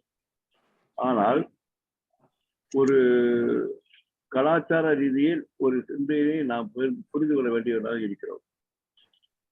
பெண்ணானவள் ஆணுக்காக படைக்கப்பட்டாள் என்பது உண்மை என்றால், பெண்ணானவள் ஆணுக்காக மட்டுமே படைக்கப்பட்டவள், ஆணுடைய போகப் பொருளாகவும் சந்தோஷம் தரக்கூடிய ஒரு மனுஷியாகவே இருக்கின்றாள் என்று நாம் நினைக்கும் பட்சத்தில் எளிதாக ஒரு ஆண் அவளை அடிமைப்படுத்த முடிகிறது. இந்த போக்கு மாற வேண்டும் என்று நாம் எல்லாரும் போராடி கொண்டிருக்கிற இந்த காலகட்டத்தில் மகளிர் தம் சிந்தனையில் ஒரு மாற்றத்தை இந்த காலகட்டத்தில் அவர் ஏற்படுத்தியாக வேண்டும். என்றைக்கு தங்களை அழகுபடுத்திக் கொள்ள அதிக நேரம் செலவிப்பதும், தங்களை அழகுபடுத்திக் கொள்ள விலை உயர்ந்த ஆடை ஆபரணங்களை எடுத்துக்கொள்வதும், இதுக்கு தக்க ரெகனைஸ் இருக்கின்றதா இல்லையா என்பதை வாட்ஸ்அப் குறிப்புகளில் போட்டு இது எப்படி இருக்கின்ற இந்த கமெண்ட்களை எதிர்பார்ப்பதும், என்றைக்கு நாம் ஒரு கமெண்டை மற்றொரு எதிர்பார்க்கின்றோமோ அவர்களுடைய அபிலாஷைக்கும் அவருடைய ஆசைக்கும் நாம் உட்பட்ட ஒரு அடிமைகளாகத்தான் இருக்கின்றோம் என்பதை பல மகளிர்கள் உணர்வதில்லை. ஒரு ஆண் தன்னை அழகுபடுத்திக் கொண்டு அதாவது உடல் ரீதியாக அழகுபடுத்திக் கொண்டு யாரிடம் அங்கீகாரத்தை தேடி அடைவதாக பொதுவாக தெரியவில்லை. ஆனால் இயல்பாகவே நம் குடும்பத்து உறுப்பினர் மனைவியாக இருக்கட்டும், மகளாக இருக்கட்டும், தங்கையாக இருக்கட்டும், இந்த ட்ரெஸ் எப்படி இருக்கின்றது என்று அவர்கள் கேட்கும் போதே அவர்கள் பெண் அடிமைத்தனத்தில் உட்பட்டு விட்டார்களோ என்றுதான் நாம் சிந்திக்க வேண்டியதாக இருக்கிறோம். I have to recognise by others, நான் மற்றவர்களால் அங்கீகரிக்கப்படும் என்று ஒரு பாலியல் நினைக்கின்ற போது அவர்கள் திறமையால், உழைப்பால், செல்வாக்கால், ஞானத்தால் மற்றவர்களுக்கு கற்றுக் கொடுக்கின்ற ஒரு அற்புதமான சிந்தனை ஆற்றலால் அவர்கள் தங்களை மேம்படுத்திக் கொள்ளலாம். ஆனால் அதை விட்டு அழகுணர்ச்சி அது என்னுடையதான் இருக்க வேண்டும், என்னை பார்த்தால் நான் மிக அழகாக இருக்க வேண்டும், மற்றவர்களால் இந்த அழகினால் நான் போற்றப்பட வேண்டும் என்று அவர்கள் நினைக்கின்ற போது இது சிலருக்கு ஒரு தன்னம்பிக்கையை ஏற்படுத்தக்கூடிய விஷயமாக இருக்கலாம். ஆனால் தன்னம்பிக்கை என்பது புற அழகு சார்ந்த விஷயம் அல்ல, அக அழகு சார்ந்த விஷயம் என்பது காலப்போக்கில் தான் தெரிய வருகிறது. ஆக புற அழகுக்காக நேரத்தை ஒதுக்கின்ற மகளிர்கள் இந்த காலகட்டத்திலாவது நான் என்னுடைய நேரத்தையும் பொழுதையும் இதற்காக பெரிதாக செலவழித்துக் கொள்ள விரும்பவில்லை என்று உறுதியை எடுத்துக்கொள்ள வேண்டும். எனக்கு தெரிந்த மோட்டிவேஷன் கிளாஸ் எடுக்கக்கூடிய பல மகளிரை பார்க்கிறீர்கள், மிக சிம்பிளாக வந்து தங்களுடைய பேச்சாற்றலால், செயல் தீரத்தால் அவர்கள் தங்களை சிறப்படுத்திக் கொண்டு மற்றவர்களையும் எளிதில் கவர்ந்து விடுகிறார்கள். எப்படி? தங்களுடைய அறிவாற்றலால், சொல்லாற்றலால். இந்த அளவிற்காவது பெண்கள் தங்களை மனப்போக்கை சீர்திருத்திக் கொண்டால் நலமாக இருக்கும் என்பதை இந்த காலச்சக்கர இணையதளத்தில் பதிவு செல்ல விரும்புகிறேன். இரண்டாவது, அவர்களுடைய வாழ்க்கை முறையில் ஏற்பட்ட மாற்றம் எப்படி போய்விட்டது என்ற சிந்தனை வைத்தோம் என்றால், முந்தையெல்லாம் நேரம் கிடைக்குமாலாம் வீட்டை அழகுபடுத்திக் கொள்வதிலும், வீட்டு தோட்டங்களை பராமரிப்பதிலும், குடும்ப உறவுகளை பேணுவதற்கும் அதிக நேரத்தை அவர்களால் ஒதுக்க முடிந்தது. ஆகையினால் பெரிதான பிரச்சனைகள் இல்லை என்று சொல்லலாம். ஆனால் இன்றைக்கு ஒருவர் பேசிக் கொள்வதும் பழகிக் கொள்வதும் குறைந்து கொண்டே போயிருக்கிறது. நேருக்கு நேர் பேசக்கூடிய அந்த கலந்துரையாடல் மறைந்து கொண்டே வருகிறது. வாட்ஸ்அப்பில் தாட் போட்டு பேசிக் கொள்கிற முடிகிறது, ஆனால் நேருக்கு நேர் பிறந்தநாள் வாழ்த்துக்களை சொல்ல முடியவில்லை என்பதுதான் இன்றைய யதார்த்தம்.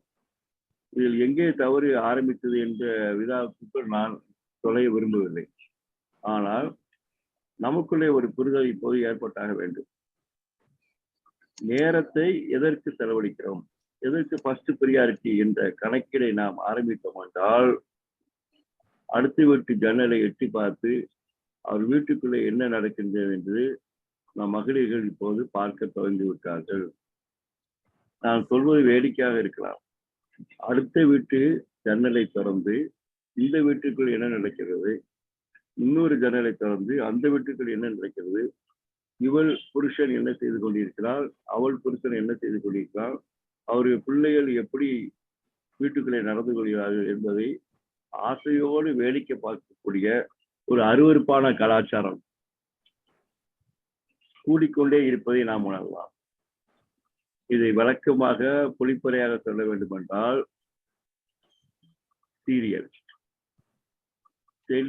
செல்போன் சீரியல் ஒரு பக்கம், செல்போனில் நடக்கக்கூடிய விஷயங்கள் ஒரு பக்கம், அதை காட்டிலும் அதிகமாக அனைத்து சேனல்களிலும் காலை முதல் இரவு வரை விடாது விரட்டி பலவிதமான சேனல்கள் பலவிதமான மகளிரை ஈர்த்து கொள்ளவில்லை, ஆக்கிரமித்து விட்டது என்றுதான் நாம் சொல்ல வேண்டும்.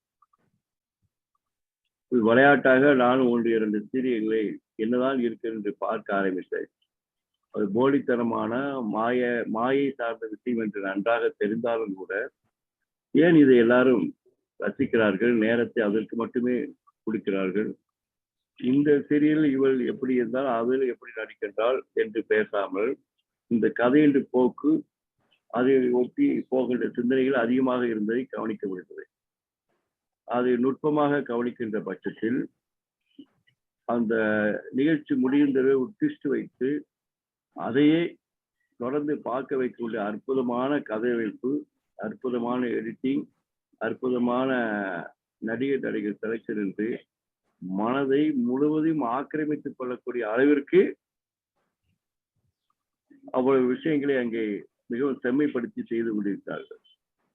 இதை விளையாட்டுத்தனமாக எப்படி ஒரு இளைஞன் தெரியாதனமாக ஒரு டாஸ்மாக் கடைக்கு சென்று விட்டால் விளையாட்டுத்தனமாக பரவி எப்படி அடிமையாக அதில் மாறி போய் விடுகிறானோ அதே மாதிரிதான் இன்றைக்கு பல மகளிர்கள் இந்த செல்போன் கலாச்சாரத்திலிருந்து விடுபட்டார்களோ இல்லையோ சீரியல் கலாச்சாரத்திலிருந்து மாட்டிக்கொண்டு முடிப்பதை எங்களால் காண முடிகிறது. இது எங்கே போய் முடிகிறது என்றால், கணவன் வீட்டிற்கு வரும்போதோ இல்லை பிள்ளைகள் உணவு தேடி வரும்போதோ சற்று பொருங்கள், இதை முடித்துக் கொள்கிறேன், இன்றைக்கு இதை செல்ல நேரம் இல்லை, ஆகையினால் ஹோட்டலில் வாங்கி விடலாம் என்பதான ஒரு அருவருப்பான கலாச்சார மாற்றத்தை இன்றைக்கு நடைமுறைப்படுத்தி கொண்டிருக்கிறார்கள் என்றால் அதுக்கு முழுமுதற் காரணம் மகளிர் தான் என்று பட்டிமன்றத்தை சொல்வது போல் சொல்ல வேண்டியதாக இருக்கிறது. அவர்களுடைய விருப்பத்தை, அவர்கள் செய்ய வேண்டிய செயலை, அவர்கள் செய்ய வேண்டிய கடமையை துண்டித்து விட்டு வேறு ஒரு கலாச்சாரத்துக்கு தாவுகின்ற ஒரு கொடுமையை பார்க்க முடிகிறது.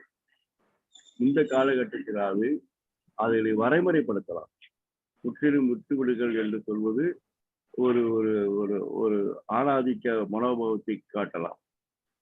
முற்றிலும் விட வேண்டாம், எதை எவ்வளவு வைத்துக் கொள்ள வேண்டும், எந்த அளவிற்கு வைத்துக் கொள்ள வேண்டும், எவ்வளவு நேரம் ஒதுக்க வேண்டும் என்று அவர்கள் நேரத்தை கட்டமைத்துக் கொண்டால் அந்த போதையிலிருந்து அடிமைத்தனத்து அவர்கள் மீள்வார்கள் என்பது அடியனுடைய ஒரு தாழ்மையான கருத்தாகும்.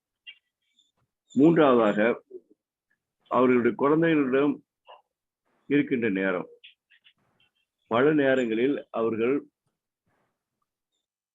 பிள்ளைகளை டியூஷனுக்கு அனுப்புவது, பல நேரங்களில் மற்ற டான்ஸ் கிளாஸ், கராத்தே கிளாஸ் போன்ற எல்லா இடங்களுக்கும் தன் பிள்ளைகளை முத்தாய்ப்பாக அனுப்பி வைப்பது. இதை நுட்பமாக நாம் ஆராய முடியாது. அவர்கள் எதிர் ரசனை இருக்கின்றதோ அதை செய்து கொள்கிறார்கள்.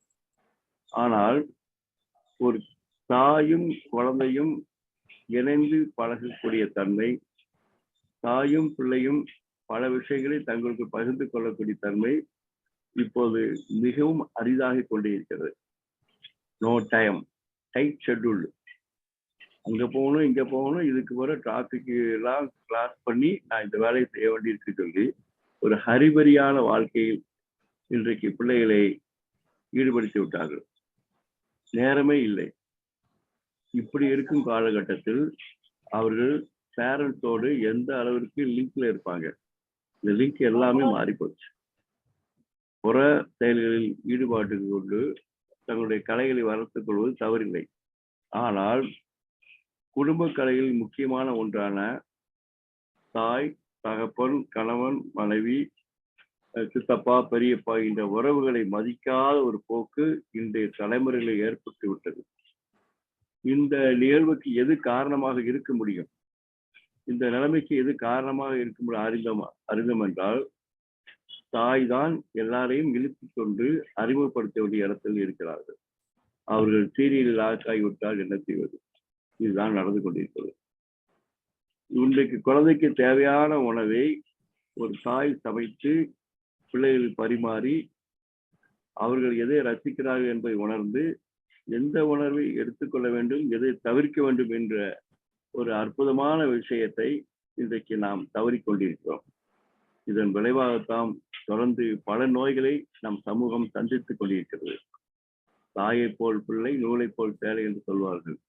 ஆக குடும்ப வழக்கு என்று நாமெல்லாம் போற்றுகின்ற மகளிர்தம் கலாச்சாரத்தில் செல்போன், சீரியல் போன்ற விஷயங்களில் அதிகப்படியான நேரத்தை குறைத்து கொண்டு குடும்பத்திற்கு தேவையான வீட்டு தோட்டம் அமைத்தல், காய்கறி தோட்டம் அமைத்தல், தற்சார்பு வாழ்வியலுக்காக நமக்கு நாமளே செய்து கொள்ளக்கூடிய சில உணவுப் பொருட்களை தயாரித்தல், பேக்கிங் ஃபுட்டை வெளியே வாங்கி வராமல் வீட்டிற்குள்ளே செய்யக்கூடிய பாரம்பரிய உணவுகளை நாம் செய்து கொள்வது.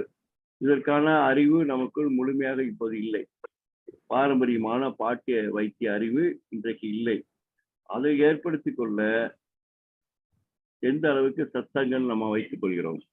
இன்றைக்கு காலச்சக்கரம் நிகழ்வில் நிறைய சிந்தனையாளர்கள், வாழ்வியல் வல்லுநர்கள் பல கருத்துக்களை கொடுத்து கொண்டே இருக்கிறார்கள்.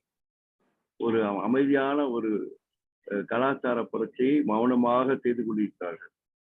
அந்த வகையில் அது குறித்தான புரிதலை நாம் எத்தனை பேருக்கு பகிர்ந்து கொள்கிறோம்? அது குறித்தான செய்திகளை நாம் யாருக்கெல்லாம் பகிர்ந்திருக்கிறோம்? அந்த பகிர்வுகள் மூலம் நாம் நம்மளையும் மேம்படுத்திக் கொண்டு அவர்களையும் மேம்படுத்திக் கொள்கிறோம். இதை நாம் எந்த காலத்திலையும் மறக்க முடியாது.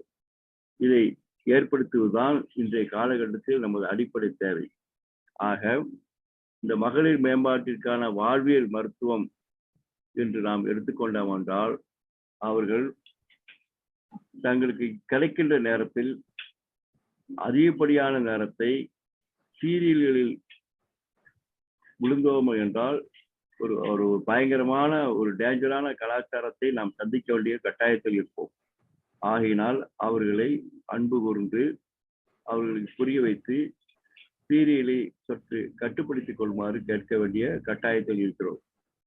இரண்டாவதாக, வீட்டு தோட்டம், மாடி தோட்டம், மழைநீர் சேகரிப்பு, சுற்றுச்சூழல் பராமரிப்பு சார்ந்த சத்சங்கங்கள், கூட்டங்களில் அவர்கள் தங்களை ஐக்கியப்படுத்திக் கொண்டார்கள் என்றால் ஒரு அற்புதமான, ஒரு அழகான, ஒரு தெய்வீகமான ஒரு கலாச்சாரம்.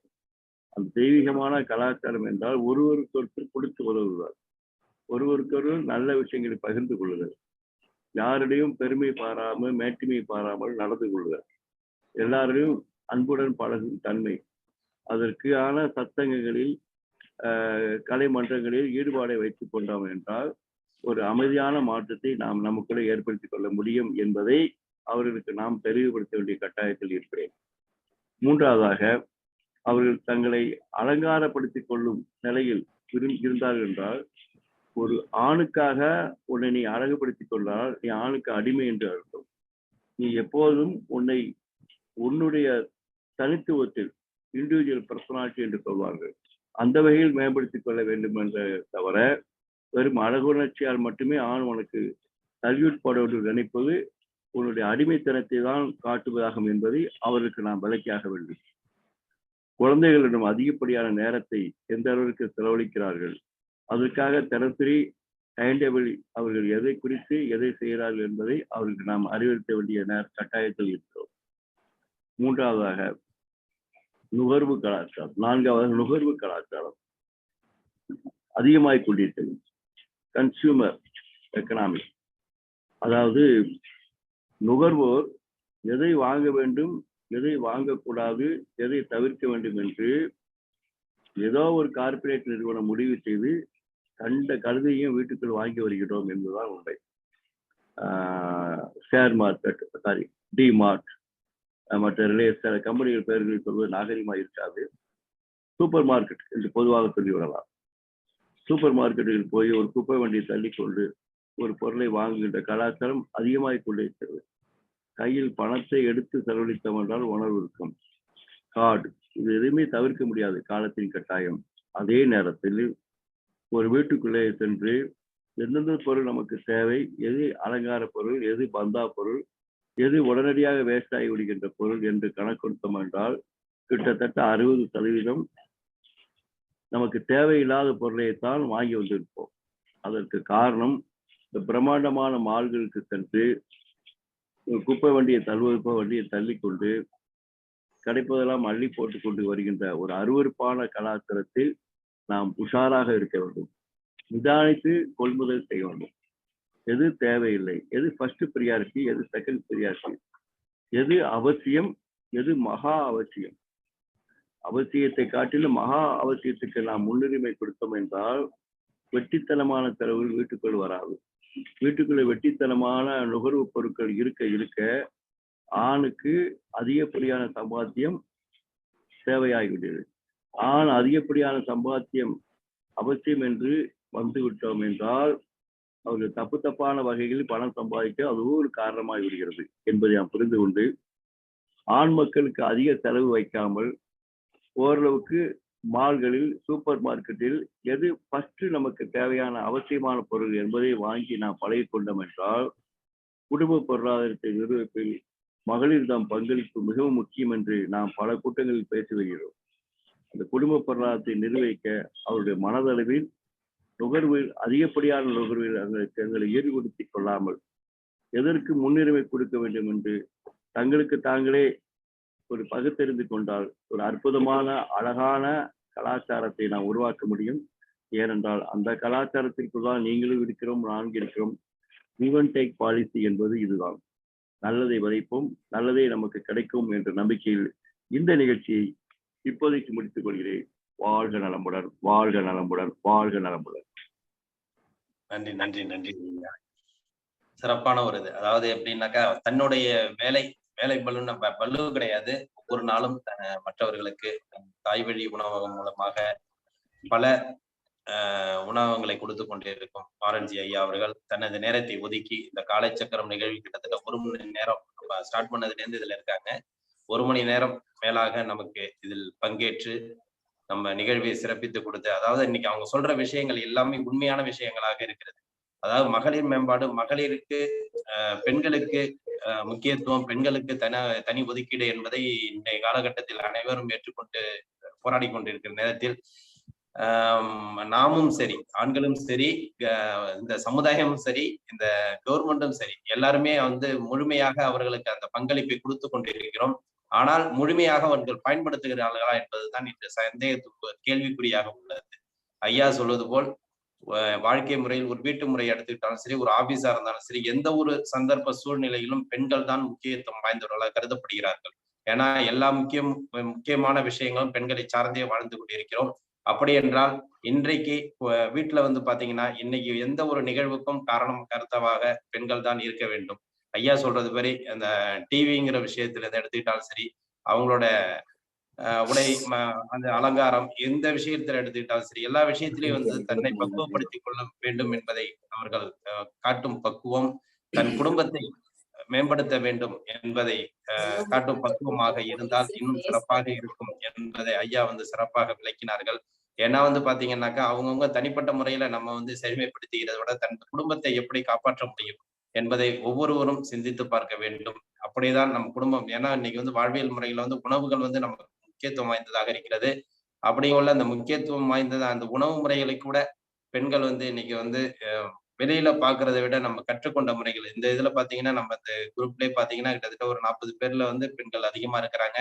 அப்படிங்குள்ள ஒவ்வொருவரும் உள்ள இந்த விஷயங்களை உள்வாங்கி தான் செய்வதை விட மற்றவர்களுக்கும் இதை தெரியப்படுத்தி அதிகப்படியான விளக்கங்களை நாம் அனைவருக்கும் கொடுக்க வேண்டும். ஏனென்றால் இன்றைய வாழ்க்கை முறையில் பெண்களுக்கு முக்கியத்துவம் என்பது கொடுக்கப்பட்டு விட்டது என்பதை அனைவரும் உணர்ந்தாக வேண்டும். ஆனால் அதை பயன்படுத்த விதங்கள் பெண்கள் கரெக்டா பயன்படுத்துறாங்களா அப்படிங்கிறத இன்னைக்கு நம்ம சிந்தித்து பார்க்கக்கூடிய சூழ்நிலையில் தான் நம்ம இருக்கிறோம். அப்படிங்குள்ள அவர்கள் கண்டிப்பாக நல்ல விதமாக பயன்படுத்தினால் நமது வாழ்க்கை முறை அனைவருக்கும் குழந்தைகள் முதல் ஆண்கள் வரை எல்லாருக்குமே நம்ம சிறப்பான ஒரு வாழ்க்கை முறையை நம்ம வாழ்வோம் என்பதை ஐயா நல்ல கருத்துக்களோட நல்ல எடுத்துக்காட்டுகளோட நமக்கு அற்புதமாக விளக்கினாங்க. கண்டிப்பா மாரஞ்சி ஐயா அவர்களுக்கு நமது காலைச்சக்கரம் நிகழ்வு மூலமாக மீண்டும் ஒரு முறை நஞ்சார்ந்த நன்றிகளையும் வாழ்த்துக்களையும் தெரிவித்துக் கொள்கிறோம். நன்றி. வாழ்க வளமுடன். நன்றி, வாழ்த்துக்கள். நன்றி, நன்றி, வணக்கம். நன்றி. தொடர்ந்து அவர்களும் நம்ம இந்த காலச்சக்கரம் பயணித்துக் கொண்டிருக்கிறார்கள். ஒவ்வொரு கருத்துக்களையும் நமக்கு உள்ளார்ந்து சொல்லிக் கொண்டிருக்கிறார்கள். அவரது கருத்துக்களையும் நாம் உள்வாங்கி அடுத்தவர்களுக்கும் இதை பயன்படுத்தி செய்ய வேண்டும் என்று அனைவரையும் அன்புடன் வேண்டி விரும்பி கேட்டுக்கொள்கிறோம். நன்றி, நன்றி ஐயா. நன்றி, வணக்கம். நன்றி, நன்றி. இந்த நிகழ்விலே தொடர்ந்து நமக்கு 3 நாட்கள் பயணித்துக் கொண்டிருந்த rotary club of Thanjavur midtown சங்கத்தின் தலைவர் சண்முகம் அவர்கள் நமக்கு ஒவ்வொரு சில வார்த்தைகள் அன்புடன் வழங்குவார்கள் என்பதை கூறிக்கொள்கிறேன். முதற்கண் தஞ்சாவூர் மிட்டவுன் ரோட்டரி சங்கத்தின் சார்பாக இந்த நிகழ்வில் 3 நாட்கள் எங்களையும் இணைத்துக் கொண்டதற்காக எங்களுடைய நன்றியை தெரிவித்துக் கொள்கிறேன். எந்தவித பிரதிபலன் எதையும் எங்களிடம் எதிர்பார்க்காமல் எங்களுக்கும் ஒரு வாய்ப்பு அளித்தமைக்கு நன்றி. இந்த 3 நாட்களில் நான் முழுமையாக பார்க்க முடியாவிட்டாலும் நீங்கள் குறிப்பிட்டது போல முக்கியமாக என் கவனத்தை ஈர்த்தது பெண்களுடைய பார்ட்டிசிபேஷன். அது உண்மையிலேயே எனக்கு ரொம்ப ஆச்சரியமா இருந்தது. கிட்டத்தட்ட 50% மேல பெண்கள் இதுல பார்ட்டிசிபேட் பண்றது ரொம்ப வரவேற்கத்தக்க ஒரு விஷயம். இந்த நிகழ்ச்சியிலே நீங்கள் தொகுத்தளிக்கின்ற பிராணாயாமமாக இருக்கட்டும், யோகாவாக இருக்கட்டும், அல்லது பல்வேறு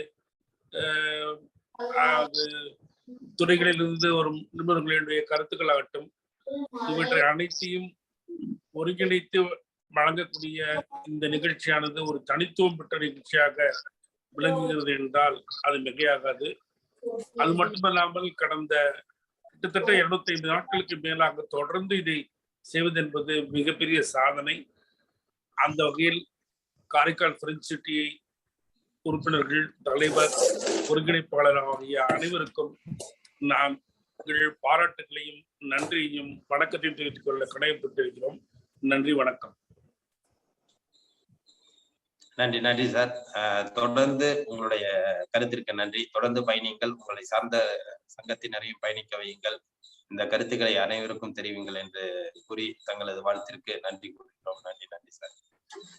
மற்றும் இந்த நிகழ்வை தொடர்ந்து சிறப்பாக நடத்தி கொண்டிருக்கும் rotary club of Karaikal friends city சங்கத்திற்கும், இன்று நம்முடன் இணைந்து பணியாற்றிய rotary club of Thanjavur midtown சங்கத்திற்கும், நமக்கு ஆசனங்களை அளித்த ஆசான் கண்ணப்பன் ஐயா அவர்களுக்கும், பூங்கொடி கண்ணப்பன் அவர்களுக்கும், திட்ட தலைவர் ரமேஷ் மோகன் அவர்களுக்கும், நமக்கு இந்த சிறப்பு விருந்தினராக கலந்து கொண்டு சிறப்பித்த தாய் வழி இயற்கை உணவகம் சிவகாசி மாரஞ்சி ஐயா அவர்கள். அதாவது மாரஞ்சி ஐயா அவர்கள் திரும்பவும் சொல்லணும் என்னன்னாக்கா, தன்னுடைய நேரத்தை ஒதுக்கி இந்த நிகழ்வுல கலந்து கொள்றதே அவங்களுக்கு பெரிய விஷயமா இருக்குது. அப்படி அந்த நேரத்தை ஒதுக்கி இந்த நிகழ்வுல 1 மணி நேரங்கள், ஏன்னா இந்த நேரத்துல அவர் ஒரு வேலையில இருக்க வேண்டிய நேரத்தை விட்டு இன்னைக்கு இந்த நிகழ்ச்சியில கலந்துக்கிறாங்க. அப்படி நமக்கு இந்த 1 மணி நேரத்தை ஒதுக்கி நமக்கு இந்த நிகழ்ச்சியில சிறப்பித்து கொடுத்த மாரஞ்சி ஐயா அவர்களுக்கும் நன்றியை தெரிவித்துக் கொண்டு, தொடர்ந்து இந்த நிகழ்விலே அடுத்தடுத்து இன்னும் பல ஐயாக்கள் வர இருக்கிறார். அத மூலிகை மகேந்திரன் ஐயாக்கள் கூட நேற்று பேசினாங்க. சிறப்பானது ஒரு நிகழ்வை அவங்க ஏற்படுத்துறதுக்கு ரெடியா இருக்கிறாங்க. அடுத்த நிகழ்விலையும் அவர்களையும் நாம் பயன்படுத்தி சிறப்பான ஒரு நிகழ்வாக மாற்ற காத்து கொண்டு இருக்கிறோம் என்பதை தருணத்தில் தெரிவித்துக் கொண்டு, இந்த நிகழ்ச்சியிலே நமக்கு சிறப்பித்து கொண்டிருக்கும் அனைத்து நல் உள்ளங்களுக்கும் மீண்டும் ஒரு முறை நன்றியை தெரிவித்துக் கொள்கிறோம். இன்றைய நிகழ்வை இத்துடன் நிறைவு செய்து மீண்டும் நாளை காலை 5:30 மணி அளவில் சந்திப்போம் என்று நன்றி கூறி விடைபெறுகிறோம். நன்றி, வணக்கம். வாழ்க வளமுடன், வாழ்க வளமுடன், வாழ்க நலமுடன்.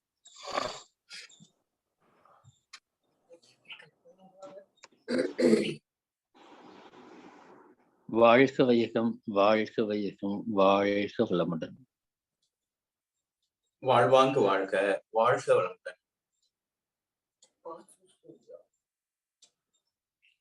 குழுவில் உள்ள அனைவருக்கும் வாழ்வாங்கு வாழ்க, வாழ்க வளமுடன். ஐயா வணக்கம். ஐயா மூலிகை மகேந்திரன் பேசுறேன். ஐயா ஐயா வணக்கம், வாழ்க வளமுடன். இன்னைக்கு மாரஞ்சி ஐயா பெண்களுக்காக அற்புதமாக பேசினாரு. அதனால பெண்களுக்காக நான் ஒரு கருத்து ஒரு 2 லைன்ல முடிச்சிடுறேங்க ஐயா. பெண்கள் நலமோடு நீண்ட ஆயுள் வாழ வேண்டும் என்றால் அதிகாலை எழுந்து குளித்து விட்டு வெளிச்சம் வருவதற்கு முன்பு எந்த பெண்கள் பூமி கிட்ட நெருங்கி கோலம் போடுகிறார்களோ அந்த பெண்களுடைய உடலில் நோய் எதிர்ப்பு சக்தி அதிகமாக இருக்கும். உடலில் வருகின்ற நோய்கள் வேகமாக குணமடையும். அவர்களுக்கு அந்த பெண் தன்மையை முழுமையாக இருக்கும். அதனால தயவு செய்து பெண்களுக்கு நான் சொல்லுவது என்னவென்றால், நீங்கள் இந்த பூமியில் பிறந்திருக்கிறீர்கள், நீங்கள் உடல் நலமோடு நீண்ட ஆயுள் வாழ வேண்டும். நீங்கள் உடல் நலமோடு நீண்ட ஆயுள் வாழும் பொழுது உங்களுடைய குடும்பம் உடல் நலமோடு நீண்ட ஆயுள் வாழும். அதனால முக்கியமா நீங்க அதிகாலை எழுந்து பூமியிடம் நெருங்குங்கள். ஏனென்றால் பூமி பெண் தன்மை, நீங்கள் பெண் தன்மை. உங்களுடைய மூதாதி தாயிடம் நீங்கள் சரணாகதி ஆகுங்கள், உங்களை நலமோடு வாழ வைப்பால். உங்களுடைய பெண் குழந்தைக்கெல்லாம் இதை சொல்லிக் கொடுங்கள். அது ஏன் கோலம் போடணும் அப்படின்றத நான் விரைவில் கிளாஸ் எடுப்பேன் நான். அப்போ அதுல தெரிஞ்சுக்கலாம் பூமிக்குள்ள என்ன இருக்கு, பெண்ணுக்கும் பூமிக்கும் என்ன தொடர்பு இருக்கு அப்படின்னு தெரிஞ்சுக்கலாம். அதனால எல்லாருக்கும் சொல்லுவது, நீங்கள் கவர்மெண்ட்ல இருந்து மட்டும் சட்டங்கள் எல்லாமே பவர் வாங்கிட்டா போதாது. உங்களுடைய மூதாதி தாய்கிட்ட இருந்து நீங்க பவர் வாங்கணும். அந்த பவர் வாங்கும் போதுதான் நீங்கள் நலமோடு வாழ்வீர்கள். வாழ்க பசி, வாழ்க பசி, வளர்க இறை. நீங்கள் அனைவரும் நலமோடு வாழ வேண்டும். நன்றிங்க ஐயா. ஐயா உங்களுடைய எண் சொல்லுங்க, போன் நம்பர் சொல்லுங்க ஐயா. ஐயா குழு ஐயா மூலிகை ஐயா, உங்க போன் நம்பர் சொல்லுங்க. அப்படிங்களா? ஆமாங்க ஐயா. நம்பர் கொடுக்கலாமா ஐயா? எப்படிங்க ஐயா? இல்லங்க 89 நானே சொல்லிடுறேன் ஐயா. 8939 23 23 8922 தமிழ் 8922 89 39 23 89 22.